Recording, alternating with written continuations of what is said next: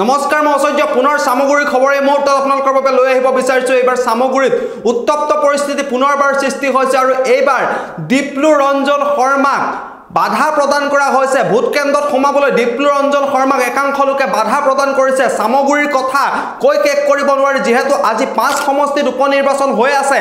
উপনিৰ্বাচনৰ ভোটদানৰ সময়ছোৱাত দীপ্লু ৰঞ্জন শৰ্মা এবাৰ অসভ্য আচৰণৰ বলি হৈছে। একাংশ লোকে দীপ্লু ৰঞ্জন শৰ্মাক অসভ্য আচৰণ কৰাৰ অভিযোগ উত্থাপন হৈছে।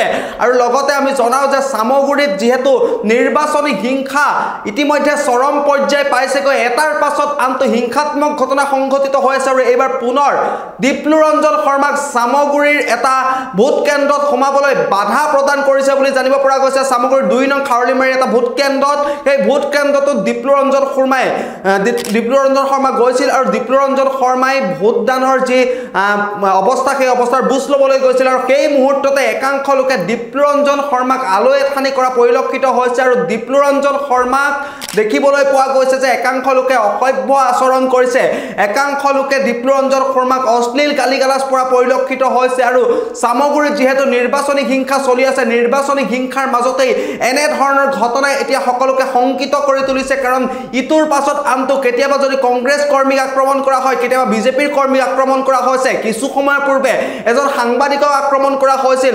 কালি নিশাৰ ভাগত ৰকিবুল হুছেইনৰ বাসগৃহত কোনো দুৰ্বৃত্তই আক্ৰমণ কৰিছিল। আৰু এইবাৰ পুনৰ বিজেপিৰ প্ৰাৰ্থী দীপ্লু ৰঞ্জন শৰ্মা আচলতে একাংশ লোকে অসভ্য আচৰণ কৰিছে। এটা ভোট কেন্দ্ৰত দীপ্লু ৰঞ্জন শৰ্মাই ভোট কেন্দ্ৰৰ অৱস্থা পৰিস্থিতিৰ বুজ ল'বলৈ গৈছিল। আৰু সেই মুহূৰ্ততে একাংশ উদণ্ড লোকে দীপ্লু ৰঞ্জন শৰ্মাক বাধা প্ৰদান কৰিছে বুলি জানিব পৰা গৈছে।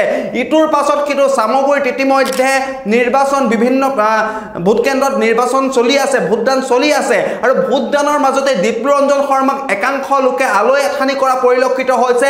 একাংশ লোকে অসভ্য আচৰণ কৰি দীপ্লু ৰঞ্জন শৰ্মাক ভোট কেন্দ্ৰত সোমাবলৈ বাধা প্ৰদান কৰিছে। ভোট কেন্দ্ৰৰ পৰা দীপ্লু ৰঞ্জন শৰ্মাক বাহিৰলৈ উলিয়াই অনা হৈছে। আৰু এনেকৈ ইটোৰ পাছত আনটো হিংসাত্মক ঘটনা এতিয়া সামগ্ৰীত জোকাৰি গৈছে। কাৰণ উপনিৰ্বাচন যেতিয়াৰে পৰা ভোটদান আৰম্ভ হৈছিল, যেতিয়াৰে পৰা নিৰ্বাচনী প্ৰচাৰ দলসমূহে চলাই আছিল, তেতিয়াৰে পৰা বিশেষকৈ সামগ্ৰী সমষ্টিত যি নিৰ্বাচনী হিংসা, সেই নিৰ্বাচনী হিংসাই চৰম পৰ্যায় পাইছেগৈ। কেতিয়াবা যদি গুলীবৰ্ষণ কৰাৰ দৰে ঘটনা সংঘটিত হৈছিল, কেতিয়াবা হাতে হাতে দা জাঠি লৈ বিজেপি বা কংগ্ৰেছ কৰ্মীৰ বাসগৃহত আক্ৰমণ কৰাৰ ঘটনা সংঘটিত হৈছিল, সাংবাদিকক আক্ৰমণ কৰা হৈছে, ৰকিবুল হুছেইনৰ বাসগৃহত আক্ৰমণ কৰা হৈছে। আৰু এইবাৰ পুনৰ দীপ্লু ৰঞ্জন শৰ্মাক বাধা প্ৰদান কৰিছে ভোট কেন্দ্ৰত সোমাবলৈ। আৰু অসমৰ ৰাজনীতিত এয়া এক আচলতে বিপৰ্যয় বুলি ক'ব লাগিব। দীপ্লু ৰঞ্জন শৰ্মাই এবাৰ আলৈ আথানি হৈছে। দীপ্লু ৰঞ্জন শৰ্মাক একাংশ লোকে অসভ্য আচৰণ কৰিছে, অসভ্য আচৰণ কৰি গালি গালাজ পাৰি ভোট কেন্দ্ৰটোৰ পৰা দীপ্লু ৰঞ্জন শৰ্মাক বাহিৰলৈ উলিয়াই আনিছে একাংশ লোকে। আৰু সামগ্ৰীত এই ধৰণে এতিয়াও ভোটদানৰ মাজতে এতিয়াও অব্যাহত আছে নিৰ্বাচনী হিংসা। মই কুসুমদলি পঞ্চায়তত গৈছিলো। কুসুমদলি পঞ্চায়তত যাওঁতে মই এজ এ কেণ্ডিডেট মই পুল চেণ্টাৰত মই সোমাব পাৰোঁ। মোক কংগ্ৰেছৰ 2জন সদস্য, এজন হাৰুণ ৰছিদ আৰু এটা চেণ্টাৰত কিবা আহমেদ বুলি, সিহঁতে মোক কোৱেশ্যন কৰিছে মানে মোক হাৰুণ ৰছিদে মোক এটেক কৰিবলৈ আহিছে। হাৰুণ ৰছিদ বোলাজনে মোক এটেক কৰিবলৈ আহিছে। গতিকে এটেক কৰিবলৈ যেতিয়া আহিছে, লগে লগে আমাৰ আছিল পুলিচ আছিলে। কাৰণ আগতে হয় কি, এনেকে ন' এণ্ট্ৰি কৰি দিয়ে কংগ্ৰেছৰ মানুহে, ৰকিবুল হুছেইনে বিপক্ষ দলৰ মানুহক পলিং চেণ্টাৰত যাব নিদিয়ে, ন' এণ্ট্ৰি থাকে। এইবাৰতো ন' এণ্ট্ৰি নহয়, এইবাৰতো পুৰা free and fair election. Free and fair election হোৱাহেঁতেন মই আগতে কৈছো 2011, 2016 আমি জিকিলোহেঁতেন। এইবাৰ ফ্ৰী এণ্ড ফেয়াৰ ইলেকশ্যন হৈছে। আমাৰ সদস্য সকলোতে যাব পাৰিছে, সকলোতে আমাৰ পুলিং এজেণ্ট আছে, সকলোতে আমাৰ টেবুল বহিছে। গতিকে এইবাৰ খুব শান্তিপূৰ্ণ নিৰ্বাচন হৈছে। প্ৰশাসনৰ ওপৰত আমাৰ বিশ্বাস আছে আৰু এইবাৰ আমি বিপুল ভোটত জিকিম। 100%। এজন কিবা, মই নামৰ সৈতে কৈছো, হাৰুণ ৰছিদ এজন মোক তাৰ সদস্যই কৈছে, আৰু এজন কিবা আহমেদ, তেওঁ মোক পুলিং চেণ্টাৰ মই যেতিয়া সোমাইছো, প্ৰিজাইডিং অফিচাৰৰ সন্মুখতে মোক কোৱেশ্যন কৰিছে, এওঁ কেনেকে সোমাব বুলি কৈ মোলৈ চোচা মাৰি আছে। মোলৈ চোচা মাৰি আহোঁতে মই হাতখন মানে অলপ হেৰি কৰিব লগা হৈছে। আৰক্ষী আছিলে এজনকতো ধৰিছে বুলি শুনিছো, আন এজনৰ এগেইনষ্টত আমি কৰিছো। গতিকে এইবাৰ সেইবোৰ নাখাটিব। গব্বৰ সিঙৰ, ৰকিবুল হুছেইন ডাঙৰীয়া যিটো গব্বৰ সিঙৰ ৰাজনীতি কৰিছে বুলি কয়, তেখেতে কয় মানুহক চৰিয়াব লাগে, সাংবাদিকক আক্ৰমণ কৰিব লাগে। এইবোৰ আক্ৰমণটো এইবাৰ নহব। তেওঁ ধৰক সিদিনাখন তেওঁৰ মানুহ আছিল, সাংবাদিকজনক আক্ৰমণ কৰিবলৈ ইনষ্টিগেট কৰি দিলে। এনেকুৱা ধৰণৰ ৰাজনীতি হুছেইন ডাঙৰীয়াই কিমান কৰিব? মই শুনিছো তেওঁ বোলে কৈছে তেওঁ ৰাজনীতিৰ পৰা সন্ন্যাস ল'ব। তেওঁ সন্ন্যাস ল'ব নালাগে, অসমৰ ৰাইজে তেখেতক সন্ন্যাস দি দিলে। দ্বিতীয় কথা, আমাৰ কংগ্ৰেছৰ যিগৰাকী প্ৰাৰ্থী, তেওঁতো কংগ্ৰেছৰ কেণ্ডিডেট হৈ ইলেকশ্যন নেখেলিলে, তেওঁ গোটেই হেৰিটোত আপোনালোকে নিজে দেখিছে তেখেতে ৰকিবুল হুছেইন ডাঙৰীয়া পুত্ৰ হৈ পেলাইহে ইলেকশ্যন খেলিলে ৰাইজে এইবোৰ বিচাৰ কৰিছে নহয় গতিকে খুব পজিটিভ মই নিজে খুব উৎসাহিত কৰিছো মই সমগ্ৰ ৰাইজৰ চৰণত মই মোক কোটি কোটি প্ৰণাম জনাইছো এয়া হৈছে গণতন্ত্ৰৰ জয় গণতন্ত্ৰত ৰাইজে ৰজা আজি প্ৰমাণ কৰিছে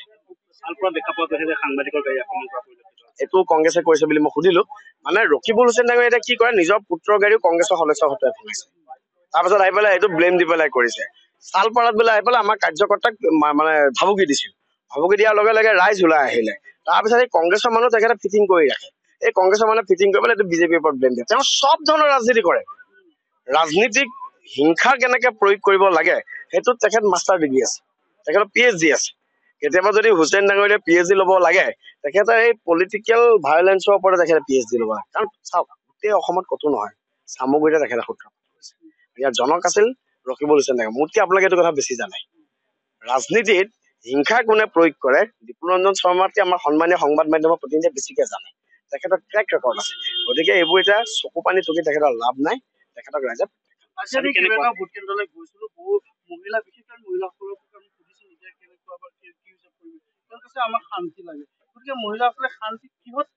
শান্তি তেখেতে শিক্ষা বিচাৰিছে তেখেতে স্বাস্থ্য বিচাৰিছে শান্তিমূলক এটা পৰিৱেশ বিচাৰিছে মই আপোনাক এটাই কথা গেৰাণ্টি দি কৈছো আমি জিকিম আমি জিকাৰ পিছতো কিন্তু কংগ্ৰেছৰ এজনো সদস্যৰ ওপৰতো আমি হেৰি কৰিব লাগিব আমি যিদিনাখনৰ পৰা জিকিম সেইদিনাখনৰ পৰা চামগুৰি 1,80,000 মানুহক লৈ পেলাই আমি ৰাজনীতি কৰিম সকলো আমাৰ কাৰণে সমান তেওঁতো এইটো নহয় সেইকাৰণে ৰাইজে সেইটো বিচাৰিছে কংগ্ৰেছ দলৰ মেক্সিমাম মানুহে আমাক ভোট দিছে আপুনি নিশ্চিন্ত থাকক কংগ্ৰেছ দলৰ মেক্সিমাম মানুহে আমাক ভোট দিছে খুব ভাল মোতকে আপোনালোকে নিজে ঘূৰিছে আপোনালোকে যদি আপোনালোকে আগতে আপোনালোকে 21ত কভাৰেজ কৰিছে 19ত কভাৰেজ 16ত কভাৰেজ কৰিছে আপোনালোকে নিজে জানো দেখা নাই পৰিৱেশৰ ভিন্নতা ৰাইজৰ আশীৰ্বাদ আমাৰ লগত আছে